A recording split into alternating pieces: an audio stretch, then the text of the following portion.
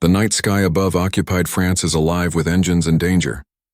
Over 200 RAF Lancaster bombers thunder eastward through the darkness, their mission clear: cripple vital German factories before dawn. Among them, one aircraft cuts through the icy air, piloted by Flight Officer Fred Mifflin, only 21 years old. Beside him sits Flight Engineer Norman Cyril Jackson, a calm but determined young man. Their Lancaster is loaded to the limit, and every crew member knows the risks. German radar has already picked them up, and unseen eyes on the ground are tracking their approach. But far below, a specially modified German night fighter, a Bf-110 equipped with upward-firing cannons, climbs silently toward the bomber stream. The pilot maneuvers into position under an unsuspecting Lancaster and opens fire. A sudden flash erupts in the distance. Through the cockpit glass, Miff and his crew watch another Lancaster explode into flame, its fiery silhouette tumbling toward the ground. No one speaks. They all know it could be them next. As they near the target zone, Mifflin's voice crackles through the intercom. "All stations, get ready. We're closing in." Behind him, Norman Jackson folds up Miff's seat to make room for the bomb aimer, who crawls forward to his position in the nose. Suddenly, the night erupts with light and noise. Anti-aircraft flak bursts around them, shaking the entire aircraft. Then comes the dreaded call over the intercom. "We're hit." Shrapnel has torn into one of the wings, but Miff remains composed. "Steady, boys. She's still flying. We're okay." Seconds crawl by. The Pathfinder's flares now glow faintly on the ground below, glowing dots guiding them to the target factory. "Bomb aimer, you have control," Miff calls. The man in the nose peers through his bomb sight, steadying his breath as the lights align perfectly beneath them. Bombs away. The payload drops. Moments later, brilliant orange blooms rise from the earth as explosions ripple across the German industrial site. Mission complete. But the hardest part is just beginning. The Lancaster banks west, beginning the long flight home through enemy skies. At higher altitude, German radar again marks the bomber's return route. Far below, a group of FW-190 night fighters, nicknamed Butcher Birds, are scrambled. They're faster, deadlier, and built specifically for killing bombers. One German pilot scans the horizon until the moonlight catches the silver belly of Miff's Lancaster. He smiles grimly, nudging his controls forward. Target in sight. He descends unseen from above, aligning perfectly behind the British bomber. The silence breaks. Tracers rip through the air, tearing across the Lancaster's tail section. Inside, chaos erupts. "I'm hit," shouts the tail gunner Norman Johnson, as explosions of metal and glass fill the rear turret. Jackson rushes to check the systems while Miff throws the bomber into evasive maneuvers. "Hold tight. He's still out there."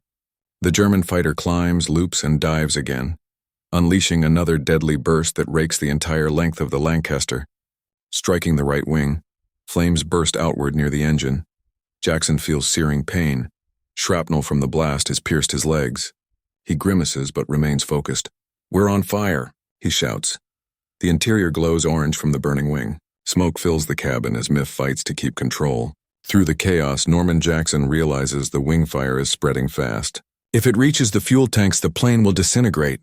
He turns to his crewmates, his voice steady despite the pain. "I'm going to put it out." The others stare at him in disbelief. "You can't. You'll be blown off the plane." But Jackson insists.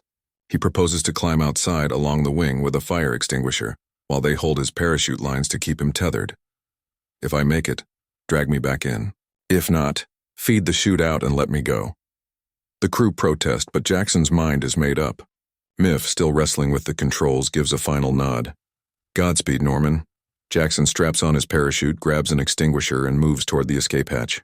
When the hatch opens, a hurricane of freezing wind blasts through the fuselage.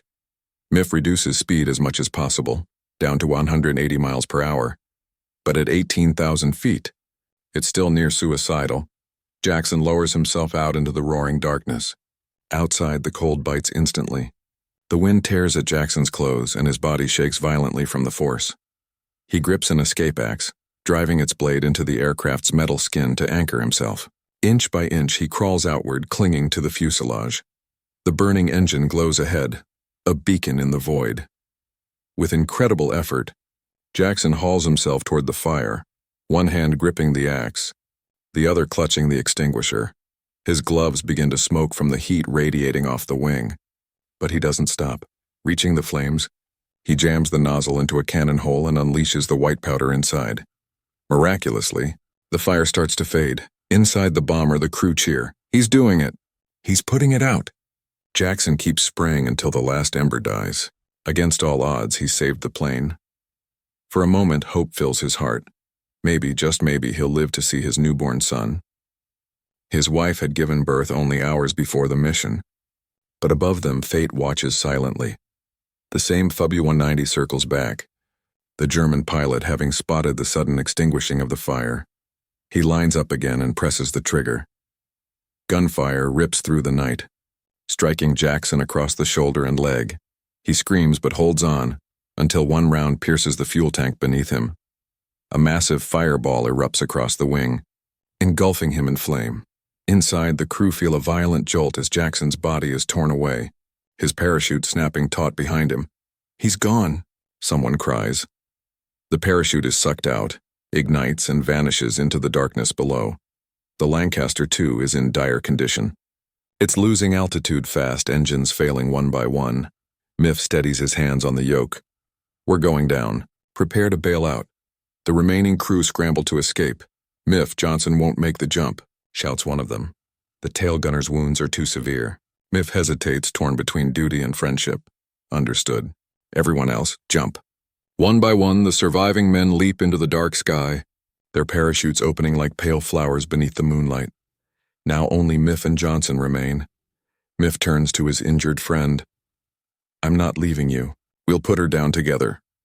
He attempts to glide the crippled bomber toward open ground, fighting the dying engines. "Hold on, Norman. We're going to make it." But the Lancaster is too damaged. It groans, spins, and finally plunges into the French countryside in a fiery explosion. Both men perish on impact. Far away, Jackson is still alive, falling through the sky, his burned parachute flapping uselessly. He crashes violently into a field, the impact breaking both ankles.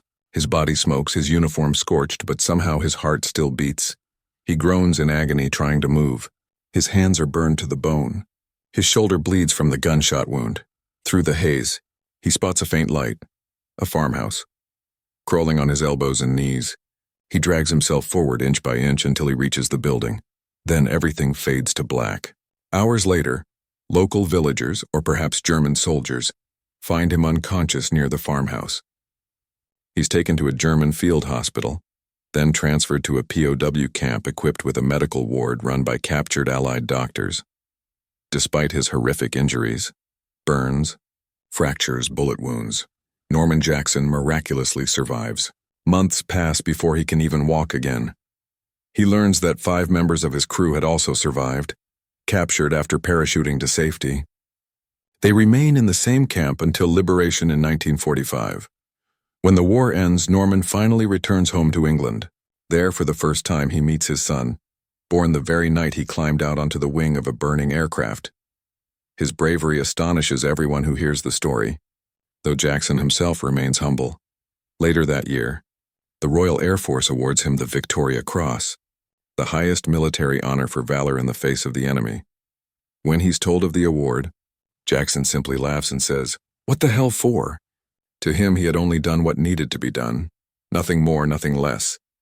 Norman Cyril Jackson lived a long life after the war, quietly and modestly, far from the spotlight.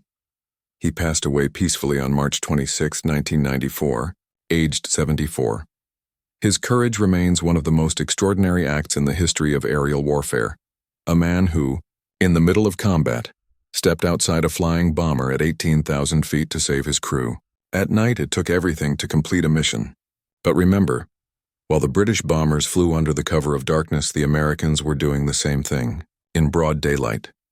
The camera pans upward, the stars fade into the first light of dawn, and the sound of distant engines echoes one last time.